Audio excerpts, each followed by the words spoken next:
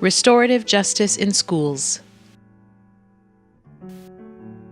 Students, administrators, and faculty participate in a variety of training sessions and develop and implement practical strategies. Restorative justice is a process that we use at our school to help students solve conflicts. Restorative Justice Partners Incorporated has been key in providing the training and support district-wide for all of our school sites, not only for training our certificated staff, but also for training our classified staff, as well as providing training for our students in the peer mediation program.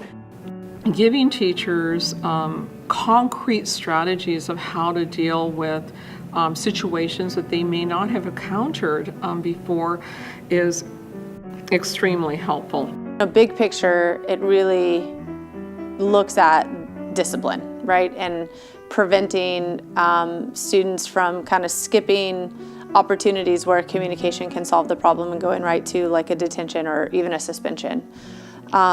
Students make bad choices. That happens. I think students often react immediately. They still are beginning to understand what it means to control emotions, and a lot of them don't know what their emotions are and how to handle them, how to deal with them.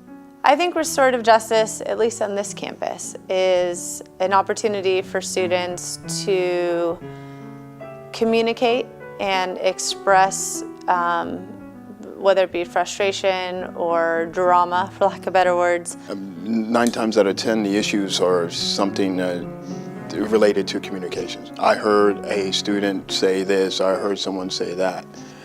And then it delves into feelings, because they have an opportunity where they can talk about their feelings, which delves in again to communications. They can communicate their feelings, they communicate what is the issue that they need to get off their chest. I think it's making a big difference because you see kids are not going right into fighting. They're instead going to talk to people more and trying to solve the problem instead of all going crazy and yelling and shouting and talking to other people and creating a bigger mess. They're trying to solve the problem right then and there.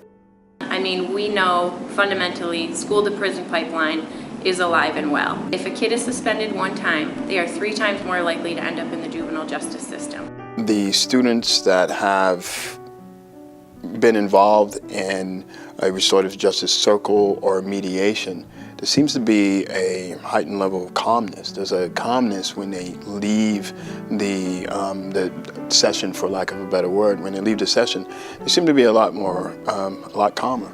And you know, every high school can use students being a lot calmer. I mean, I think it bodes well for academic achievement. I can see at the end of each meeting, the students are just so much more calm and they respect each other. And now that everything's out on the table, they're healing in a way.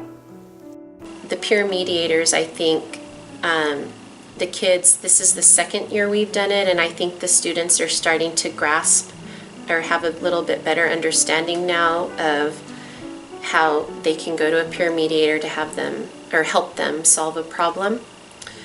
Can you tell us one thing that you've learned from being a peer mediator? How to solve problems,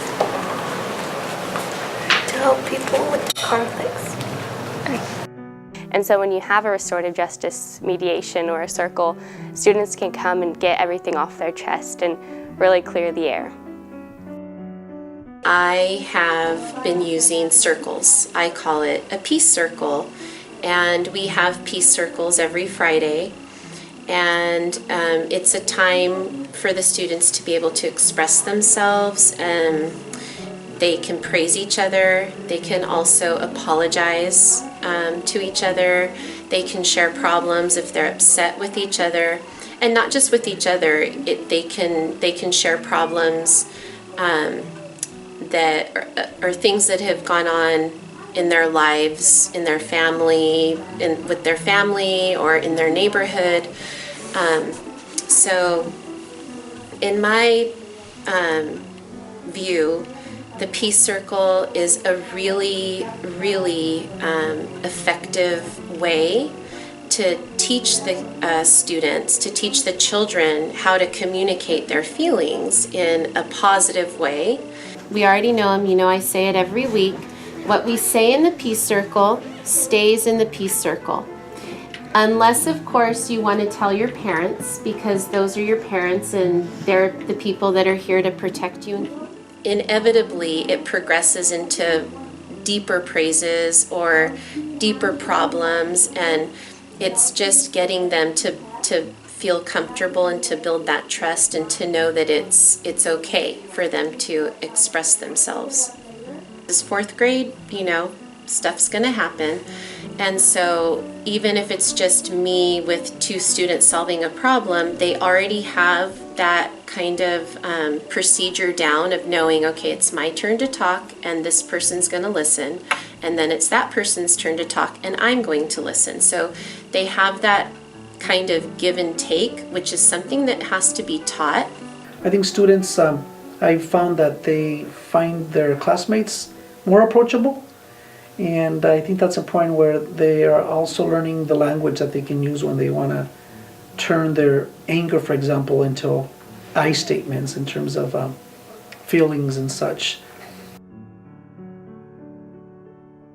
The Victim Impact Program helps juvenile offenders become more aware of the impact that crime has on victims. The program focuses on informing offenders of the long-term harm they have caused the victims, their families, and the community.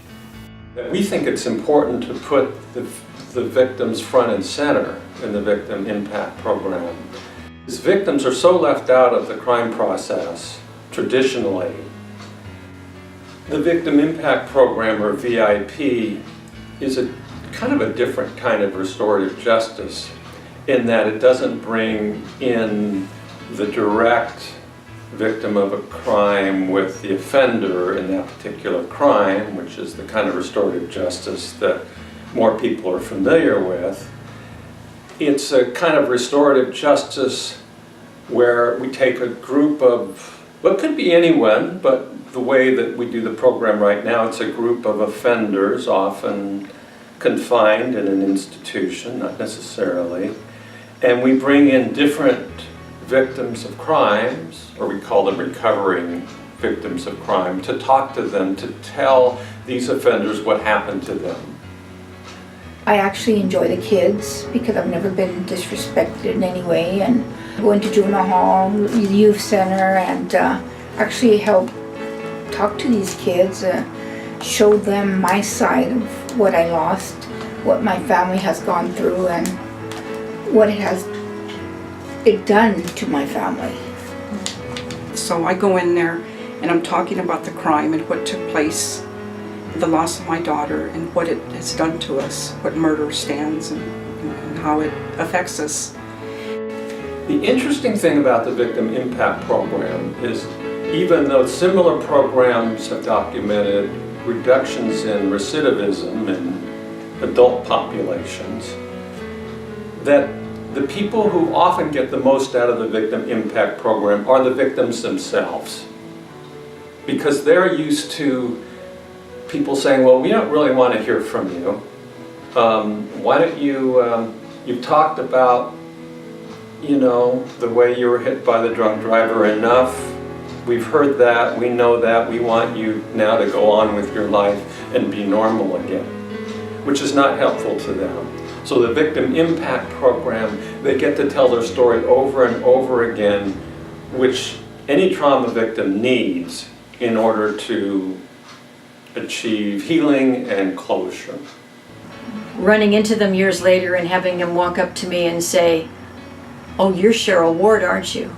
I heard you talk. And then they'd tell me like some date 5 years ago that they heard me talk. And they tell me the date and the place they were. So you start understanding you really do make a difference when you do this, that they're remembering you, they remember what you said. I just love it when, I heard Cheryl say it earlier, you know, when somebody comes from the street just tells you, I heard you talk before. I was in juvenile hall and you changed my life, and it's a good feeling. It's a good feeling to know that you've helped somebody.